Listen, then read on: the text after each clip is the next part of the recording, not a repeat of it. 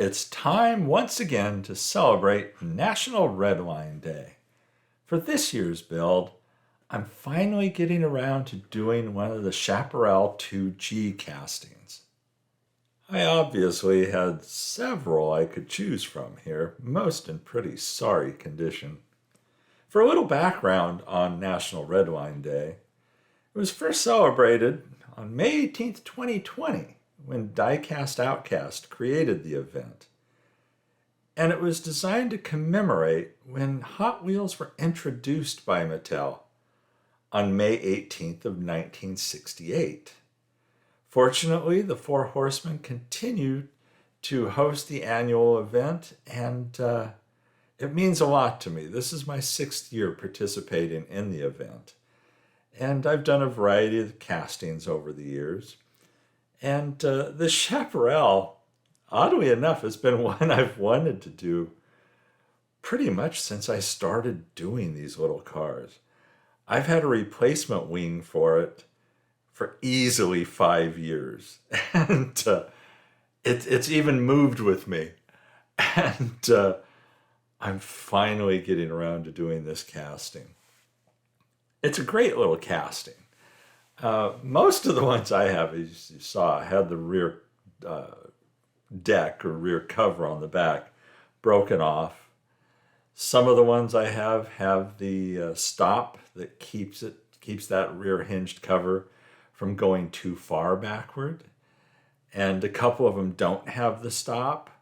I read somewhere that those without the stop are rare, but if I have 2 of them in my collection of junk, they can't be too rare.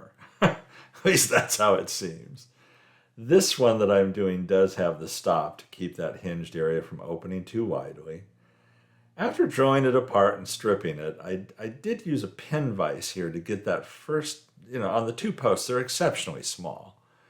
So I used a pin vise to get the holes started, then drilled them out with the 172 drill bit, and then put the 172 screws into it after tapping those holes. Again, the posts on the original Redlines are exceptionally small.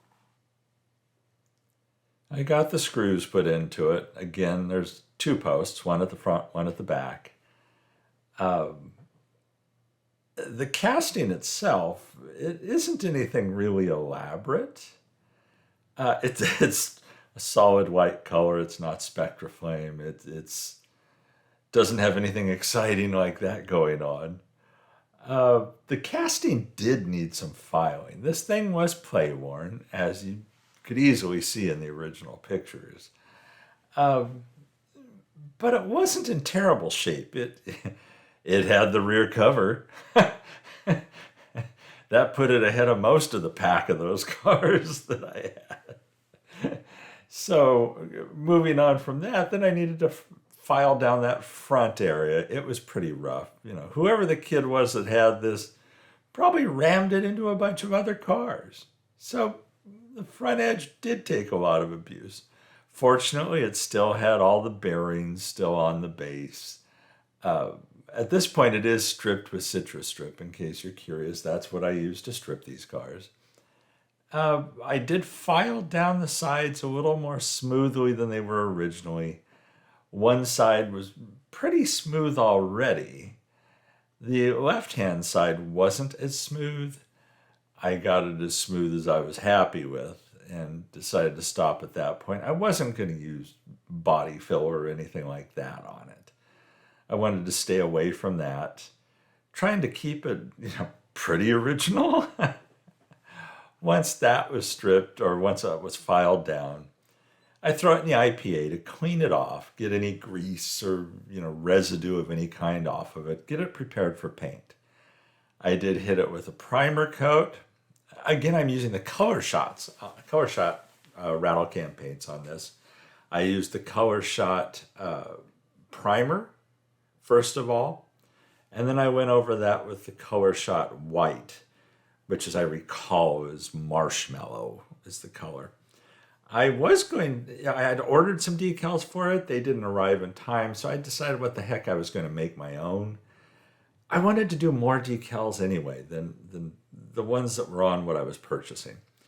Came up with the decals, and then once the paint had cured, it was time to throw the decals on.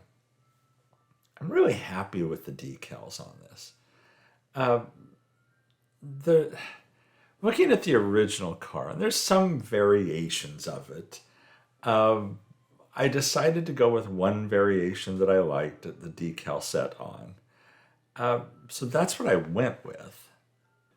For those not familiar with the Chaparral cars, they were raced in the 1960s. Jim Hall was the driver. It's an interesting looking car because of the wing on the back. I love the wing on the back of this particular Chaparral. The wing, the white wing on some of them, on some variations, or when the livery was different ways, the wing would have red on the edges. At other times, the red on the edges actually extended onto the wing itself. Not far across, but maybe a couple inches or so. I decided just to paint the very ends of the wing because that's the look I like best. Now to get rid of the old Redline wheels and put on the new replacements from Bright Vision. On these bearing style wheels, I've always found it best to cut off the old wheels as opposed to pulling them off. If you go to pull them off, it's way too easy to damage the bearings. Actually have that bearing pull off the wire and then you're kind of hosed. So these were easy enough to cut off with the nippers that you see there at the top right. The new ones slid on easily enough. I push them on as much as I'm comfortable with pressure-wise. And then typically I'll use like needle nose pliers, as you see here. They weren't able to fit in this particular casting as well. So then I use the tool. That tool is available from Bright Vision and Second Chance Redlines, as I recall.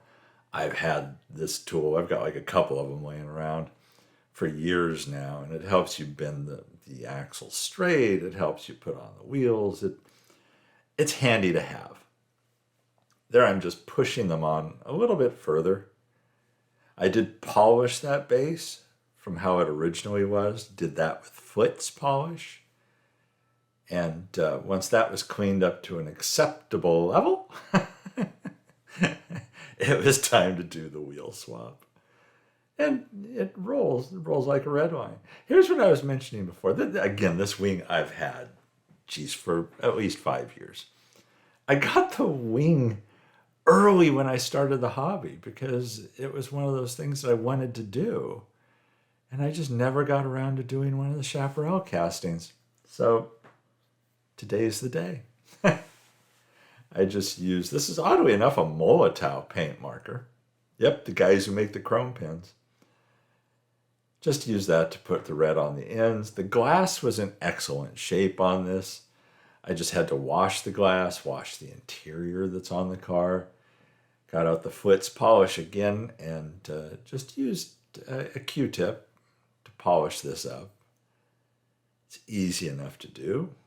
Q-tip came in really handy. These Q-tips also have oh, there you go. They have a pointed end as well, which I picked up a box of these things.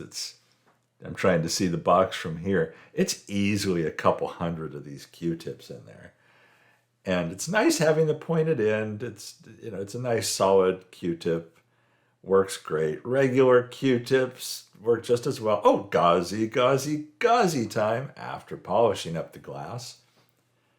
The gauzy coat worked wonderfully on this glass. The glass was tough to hold because there's not a lot to work with there. Most of the modern castings, you have a lot you can grab onto.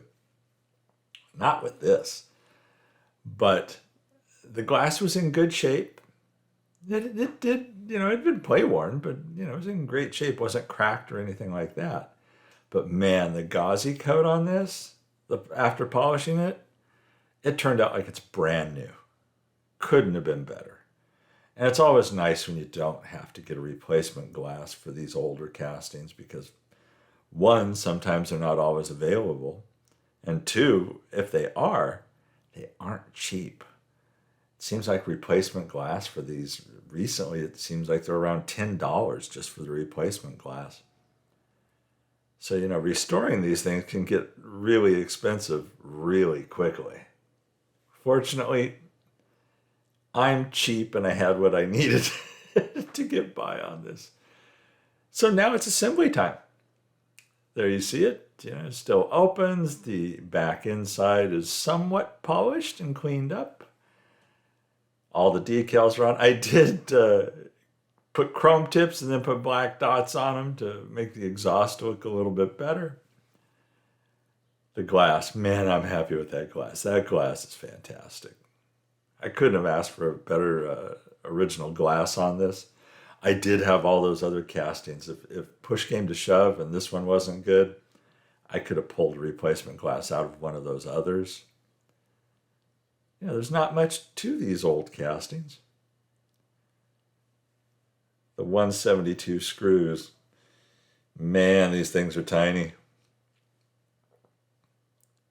As I get older, they seem to be getting smaller. I know they're not. But the more I fumble with them, it's like, oh, they must be getting smaller. And the wing on the back just drops into the holes on the back. So I wasn't going to glue it in or anything like that. Nobody's going to be playing with this casting. This is going on the shelf. And I'm thoroughly happy with this build. I did have to file the base a little bit, just a side note, to get it to fit a little bit better. Way back when I was doing the filing and doing one of the earlier fittings, there was an area that just needed to be filed down a little so that it would fit even better into the base. So got that taken care of. The wing just drops on there. There you see the red edges.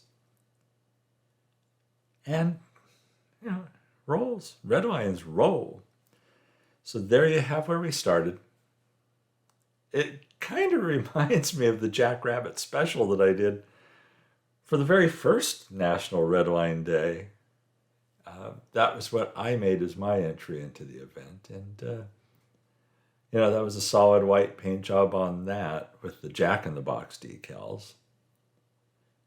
And once again, I'm back to doing a solid white paint job on this particular casting. I think it turned out pretty well. Really happy with the decal set. And it turned out looking nice and clean. So I'm very happy with the build. I hope you like this build too. Thanks to the Four Horsemen for hosting this event once again this year. It's a very special event. May 18th is also my wedding anniversary. So it has extra special meaning to me as well. It's a very important date for a variety of reasons. So there's some glamour shots coming up. Please check out all of the other builds in this event. And the Four Horsemen will be doing a recap video of everyone that participates. It's always fun to see what people do for National Redline Day. So I hope you like the build. Everybody, thanks for watching these videos. I truly appreciate it. And let's keep having fun with these little things. Man, they're tiny little cars.